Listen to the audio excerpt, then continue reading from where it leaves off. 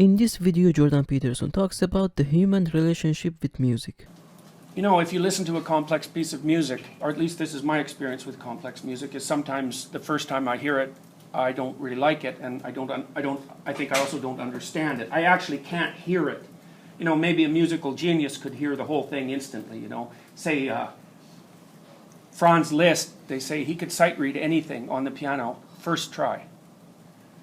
So, you know, some people are so intelligent musically that it's incomprehensible, and I'm sure they hear things just fine the first time they hear them. But then what happens for me is that if I listen to it a couple more times, there are pieces, chunks of it that start to fall into place that I can follow, and you know, I can see the beauty sort of shine through those.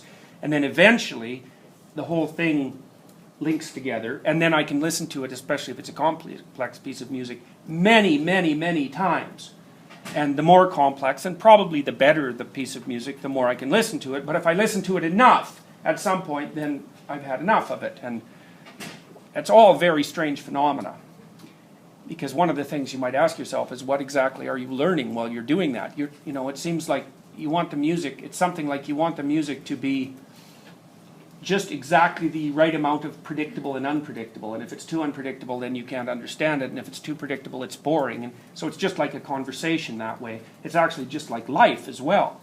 You know, because you want things to be predictable and stable, and you want things to be unpredictable and interesting. And the degree to which you want each of those is going to depend on the time and the context, and also on your own intelligence and temperament. So now, I'm going to tell you a bunch of stories and give you a number of pieces of information, and hopefully they'll click together. Now, I think the reason that this information has always been transmitted in story and image form is because it's very, very difficult to transform it into into fully articulated explanation. It isn't really how it works.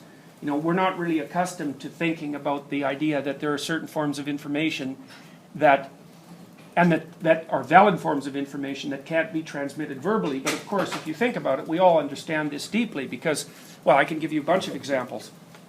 The first example is that when you speak, not only do you speak in words and phrases and sentences and paragraphs, but you also speak melodically.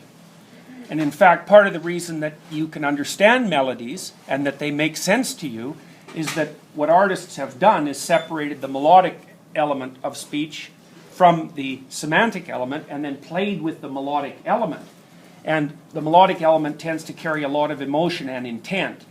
And so if you're listening to someone speak, you can tell when they're being ironic, you know, because they raise an eyebrow and their voice changes slightly, even though they might be using, in fact, they are using exactly the same words. And in fact, someone who's very good at being witty or ironic will set the situation up so that you can barely tell that they're joking. And the better they are at that, the tinier the hint they give you that you can still catch on to, the funnier the situation is. So we know that information can be transmitted through nonverbal channels. It even happens during speech. And then, of course, we understand that music presents to us an intimation of meaning that's very difficult to fully grasp.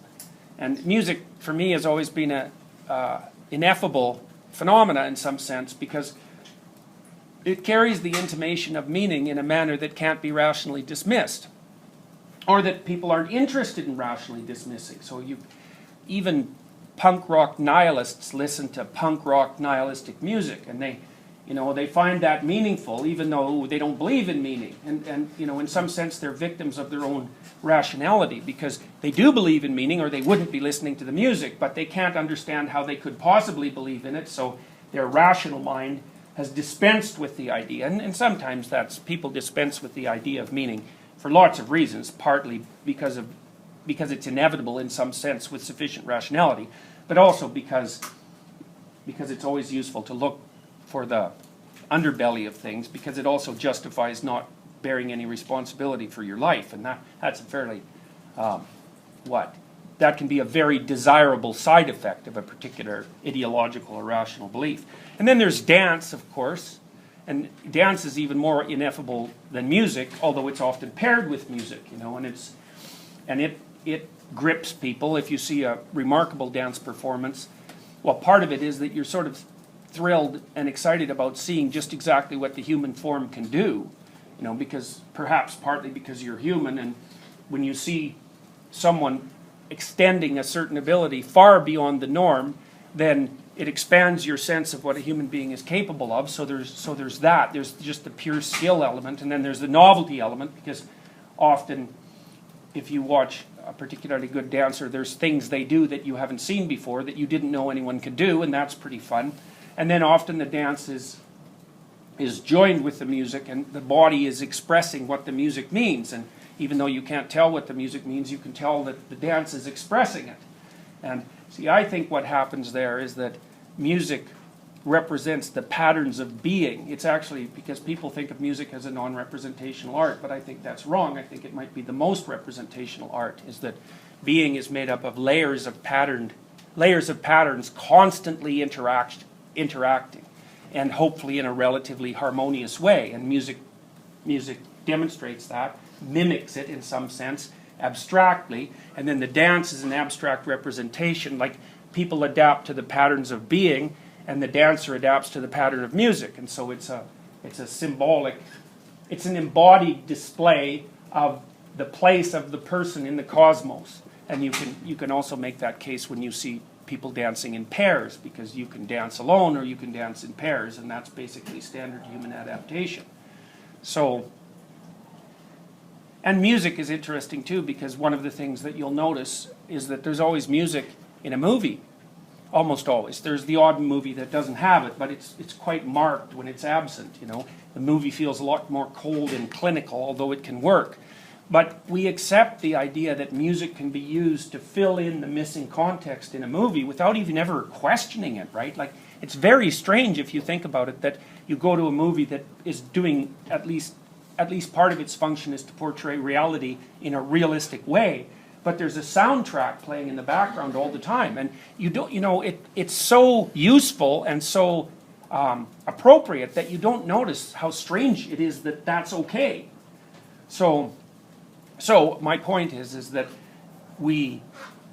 and then of course you can talk about novels and plays the same way, because there's a lot more to a novel than the words themselves. There's a novel is a deeply layered thing, and part of your understanding of the novel is your understanding of the interrelationships between the layers, especially if it's a profound novel. And I mean, I think this is why we have the sense of depth in artistic and literary works. Like if a work is deep, then it has many, many layers, and the more layers it has interacting at the same time, the more it's a useful representation of the essential elements of being, and so the more meaningful it is to us.